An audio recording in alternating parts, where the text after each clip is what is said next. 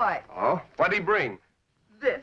Oh, Ralph, did you ever see anything so sleek? Good heavens, Herta, that must have cost $1,000. 1,765. 1,700 and... Plus tax. State, federal, luxury, and sale. Have you gone out of your mind? I told you before you're spending money faster than I can make it. Well, then make more. Sell more gadgets or raise the price or something. But I'm squeezing every dime out of it now. Well, you certainly seemed to have plenty to spend when I met you. Now, all of a sudden, we have to economize. Look, honey, you know you can have anything you need. But you got a stove just a couple of months ago. If you think that I would set foot in the 300 Club in those ratty old foxes... All right, then we won't go. We'll stay home. Call the Gravenhurst and tell them we can't make it. Look, Ralph, I can make it. But if you're going to be such an old grouch, you'd better stay home. Now, look, Ralph, I warned you I was expensive. If you can't afford me on your income, do something about it. Oh, honey, don't talk like that. Don't I buy you everything you want? Why, sure, Ralph. You just bought me a Black Mist stove.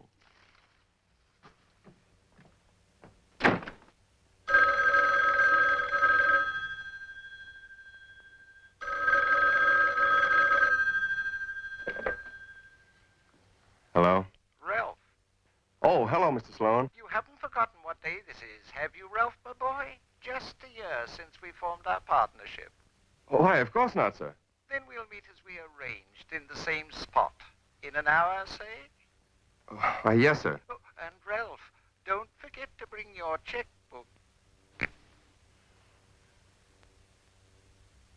I was a stranger on a park bench, and you, a door-to-door salesman who couldn't open any doors. After all, I invented a new kind of dispenser. An excellent gadget, my boy. I see it in all the stores. They tell me it outsells the next leading dispenser 3 to 1.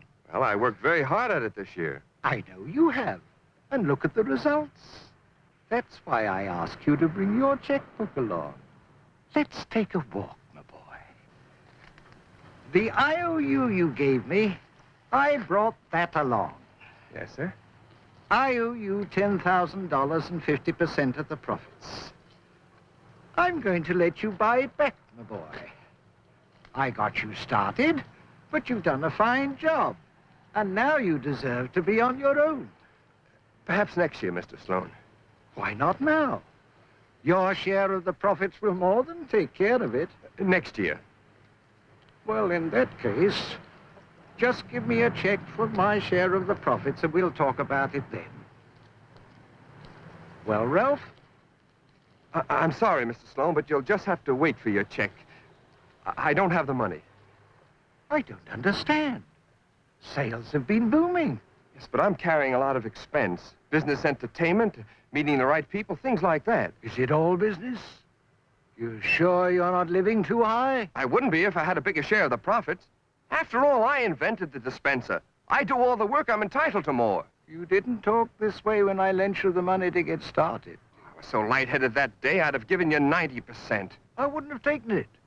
50% was fair then, and it's fair now. I may be eccentric in the way I do business, but to me a deal is a deal. Here is your IOU. If you won't pay me my share of the profits, then I'll have to turn it over to my lawyer. But I've spent the money, all of it. Then I'm sorry. Good night, Ralph.